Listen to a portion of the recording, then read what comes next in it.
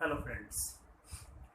आज मैं आपका पीछे जो मैंने आपको न्यूक्लिक एसिड शुरू किया था और न्यूक्लिक एसिड में थोड़ा सा एक पार्ट रह गया था, तो उसको आज मैं कंप्लीट करूंगा। ये लेक्चर शुरू करने से पहले मैं एक बार फिर से आपसे कहना चाहता हूं कि अगर अब तक आपने चैनल को सब्सक्राइब नहीं किया है तो आप चैनल को सब्सक्राइब कर लें और इस चैनल को अपने दोस्तों में शेयर करिए ताकि अधिक से अधिक लोग इस चैनल के थ्रू नीट बायोलॉजी की प्रिपरेशन के लिए इसका बेनिफिट ले सकें। तो मैं स्टार्ट करना चाहता हूं। आज का टॉपिक जो है, न्यूक्लिक एसिड में कुछ पार्ट छूट गया था, जैसे difference between A B Z DNA. मैंने पिछली बार आपको टाइप्स ऑफ डीएनए के बारे में बात की थी। तो टाइप्स ऑफ डीएनए में मैंने आपको कहा था कि Watson and Crick model specially B DNA को फॉलो करता है और नेटिवली बी डीएनए ही हमारे यहाँ नेचर में मोस्ट ऑफ द टाइम पाया जाता है, लेकिन other types are also there like A DNA, B DNA and Z DNA. आपको बहुत ज़्यादा इसमें नहीं जाना है क्योंकि हमारी एनसीईआरटी में इसके बारे में बहुत ज़्यादा नहीं लिखा हुआ है, लेकिन कभी कभी टाइप्स के बारे में पूछ देता है कि वो कौन सा लेफ्ट हैंडेड है, कौन सा राइट हैंडेड है। हेलिक्स सेंस के बारे में कभी कभी क्वेश्चंस आ जाते हैं। तो यहाँ पे देखिए कुछ पैरामीटर हैं, 3-4 पैरामीटर ही मैंने लिए हैं और उन चार पैरामीटर के बेस पे मैंने ए, बी और जेड डीएनए को डिफ्रेंशिएट किया है। देखिए helix sense right handed B DNA हमारा राइट हैंडेड होता है। राइट हैंडेड होने का मतलब क्या है? When you use this right handed, the helix is going upward and the rotation is like that and it goes upwards. Left handed, it means the direction is upward but the helix rotation is like that, this hand and this hand. तो B DNA आपका right handed है, ए DNA भी आपका right handed है, Z DNA आपका left handed है। Base pair पर turn, एक टर्न में मैंने आपको बताया था कि जो आपका बी डीएनए है उसमें 10 बेस पेयर पर टर्न है, समटाइम्स 10, समटाइम्स 10.5। तो यहाँ पे आप देखिए बी डीएनए में 10 या 10.5 हमने लिखा है। कभी कभी 10 पॉइंट कुछ जगहों पे रिपोर्टेड है, 10.5 बेस पेयर भी मिलते हैं, लेकिन मोस्टली अभी जो आपको पढ़ना है वो 10 बेस पेयर ही आपको पढ़ना है। When it is 10.5 then this pitch is 36 angstrom.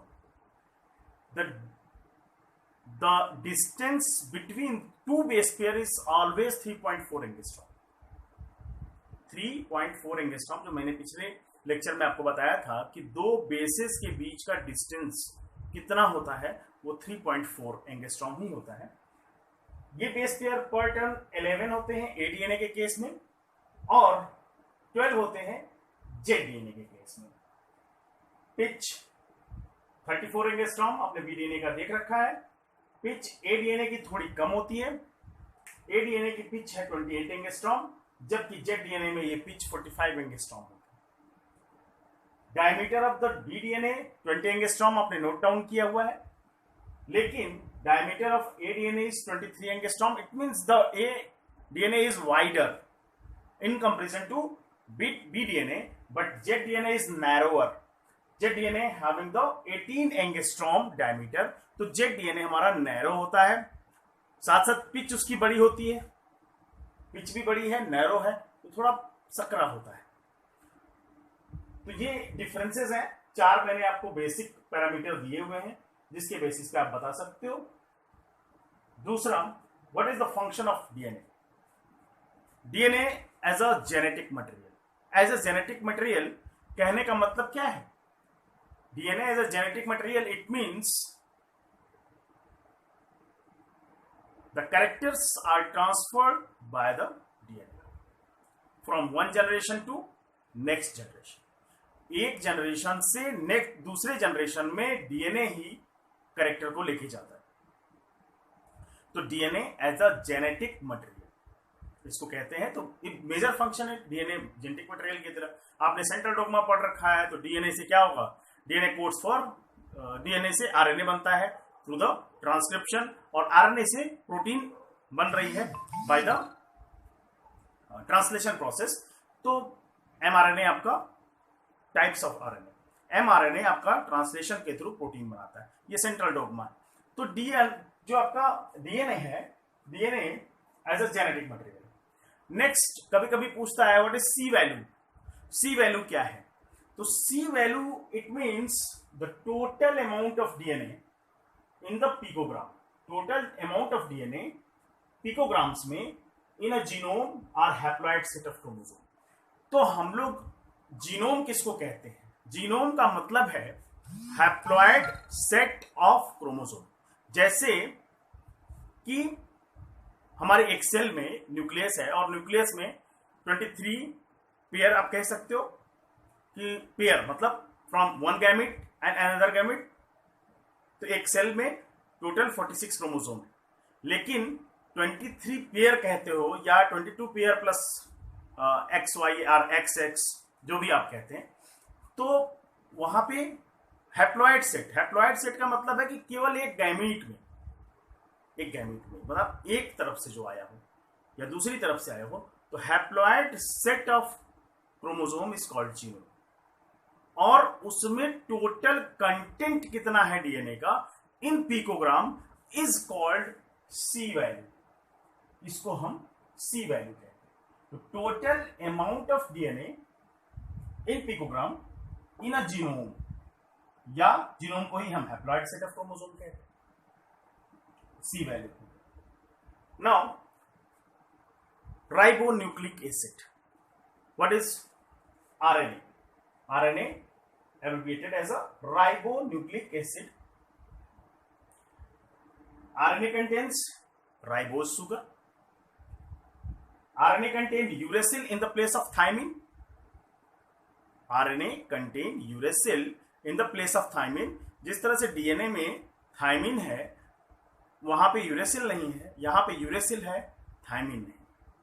तो आउट ऑफ 5 नाइट्रोजनस बेसिस, मैंने आपको पहली क्लास में बताया था, नाइट्रोजनस बेसिस में कोई 4 ही आपकी एक तरह के न्यूक्लिक एसिड में मिलते हैं। जैसे डीएनए में एटीजीसी मिलता है, उसी तरह से आरएनए में एयूजीसी मिलता है, adenine, uracil, guanine and cytosine.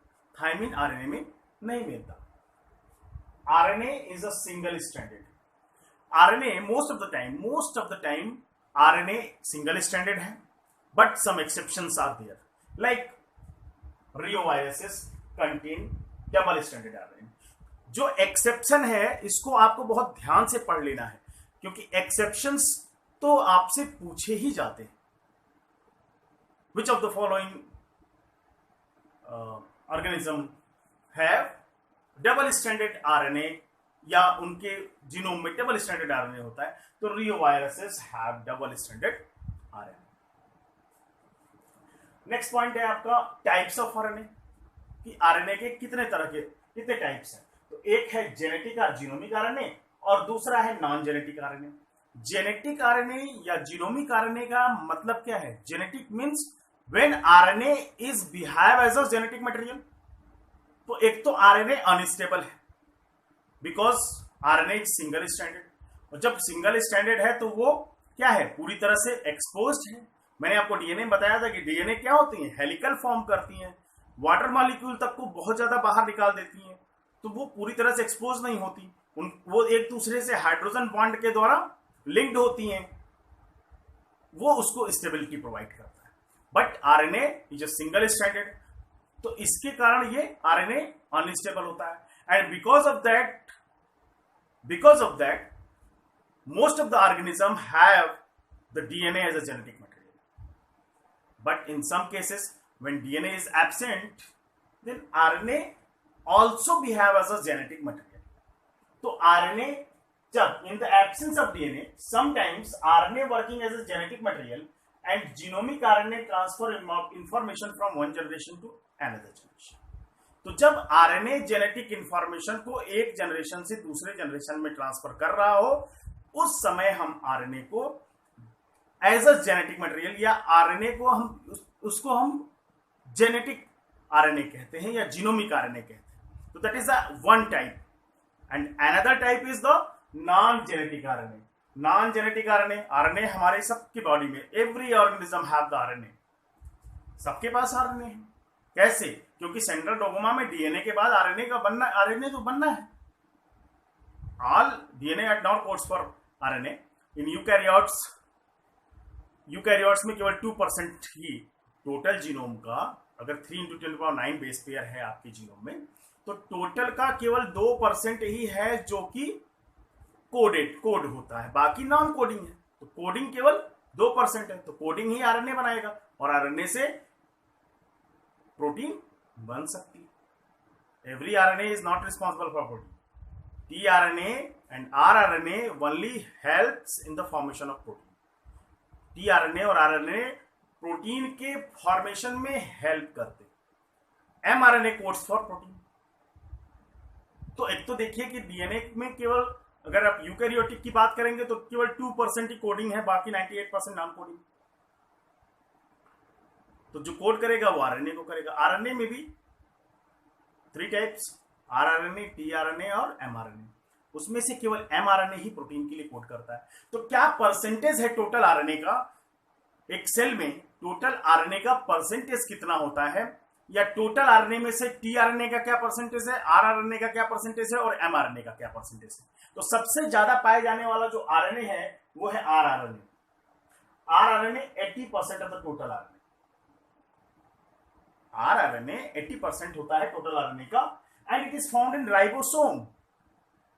तो आपको राइबोसोम पता होगा, सेल ऑर्गेनेल अगर आपने पढ़ रखा होगा या नहीं पढ़ रखा होगा तो हम आपको बताएंगे। सेल ऑर्गेनेल में राइबोसोम है। राइबोसोम को हम प्रोटीन मशीनरी कहते हैं, जहां पे प्रोटीन सिंथेसाइज होता है। राइबोसोम 2 तरह के होते हैं, एक होता है अटैच्ड और एक होता है फ्री।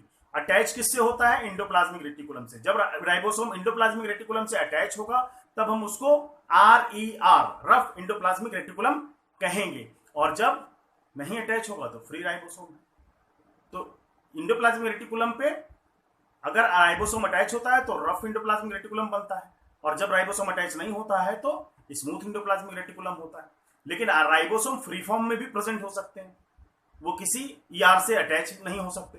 तो राइबोसोम में आरएनए मिलता है। कौन सा आरएनए? आरआरएनए। तो rRNA found in ribosome eight the time of protein synthesis. जब प्रोटीन सिंथेसिस हम आपको बताएंगे कि किस तरह से ट्रांसलेशन होता है, तो वहां पे भी हम आपको फिर से राइबोसोम और आरआरएनए के बारे में बताएंगे। RRNA behaves as a platform, जिसपे कि आकर क्या करेगा आपका, at the time of protein synthesis RNA provides attachment site to किसको? टीआरएनए को एंड एमआरएनए। एमआरएनए और टीआरएनए दोनों को अटैचमेंट साइट प्रोवाइड करता है। RRNA that is present in the ribosome, वो टीआरएनए और एमआरएनए। भाई अगर प्रोटीन सिंथेसिस के लिए राइबोसोम मशीनरी है तो राइबोसोम एमआरएनए को भी रखेगा। तो जब एमआरएनए पे बहुत सारे राइबोसोम बाइंड कर जाते हैं तो दैट इज कॉल्ड पॉलीराइबोसोम। तो वो कैसे बाइंड करते हैं? उस आरएनए को अटैचमेंट साइट कौन देता है? That is rRNA present in the ribosome that provides attachment to firstly to mRNA. When mRNA binds, then tRNA comes to the mRNA on the basis of their anticodon. तो tRNA और mRNA दोनों को rRNA site provide करता है। tRNA 10 to 15% of the total RNA। tRNA 10 से 15% है total RNA का। Total RNA that is present in the cell, उसका 10 से 15% टीआरएनए होता है। टीआरएनए का मैंने यहां स्ट्रक्चर बना रखा है। टीआरएनए में 5 आर्म होते हैं। एक तो हो गया ये आर्म जो कि अमीनो एसिड को अटैच करेगा, तो that is called amino acid attachment site at the 3 prime. भाई मैंने बताया था आपको 5 प्राइम और 3 प्राइम के बारे में। न्यूक्लिक एसिड में 5 प्राइम क्यों कहते हैं, 3 प्राइम क्यों कहते हैं? एक इंड अगर 5 प्राइम होगा तो दूसरा इंड हमेशा 3 प्राइम होगा। तो ये इंड है, ये देखिए ये क्लोवर लीफ मॉडल बना हुआ है। बिकॉज ऑफ ये इस तरह का मॉडल क्यों बनता है? Because of the complementary base pair. यहाँ पे कॉम्प्लीमेंट्री बेस पेयर मिला, यहाँ पे नहीं मिला तो लूप बना लिया। फिर यहाँ पे कॉम्प्लीमेंट्री बेस पेयर मिला तो एक दूसरे के साथ अटैचमेंट हो गया, फिर यहाँ नहीं मिला तो लूप बना लिया। फिर यहाँ पे एक अलग आर्म बना लिया, फिर यहाँ पे इसको कॉम्प्लीमेंट्री बेस पेयरिंग मिली, इन दोनों को इन्होंने कॉम्प्लीमेंट्री बेस पेयरिंग की, यहाँ पे नहीं मिला तो लूप बना लिया। तो ये क्लोवर लीफ मॉडल टीआरएनए बनाता है। टीआरएनए में कॉम्प्लीमेंटेरिटी उनके बेसिस में बहुत ज्यादा है, इसलिए वो इस सेकेंडरी स्ट्रक्चर को फॉर्म करते हैं। This is the secondary structure of RNA. ये आरएनए का सेकेंडरी स्ट्रक्चर है जिसमें 5 आर्म है।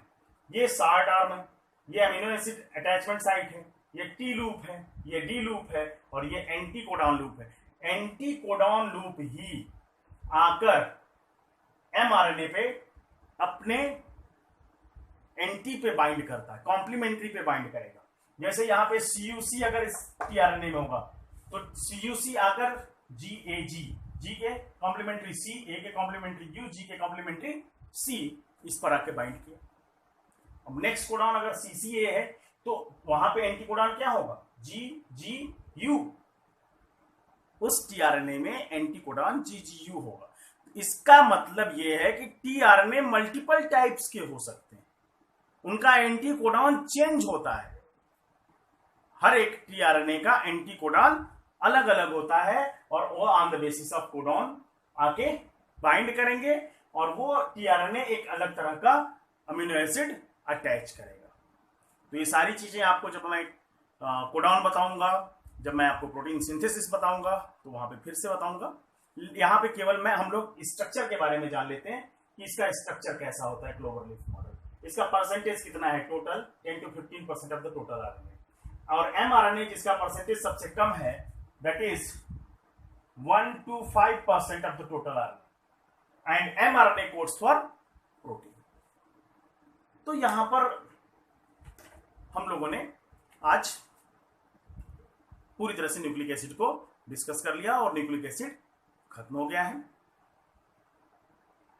हम आपको फिर से नेक्स्ट क्लास के लिए जल्द ही मिलते हैं। Thank you.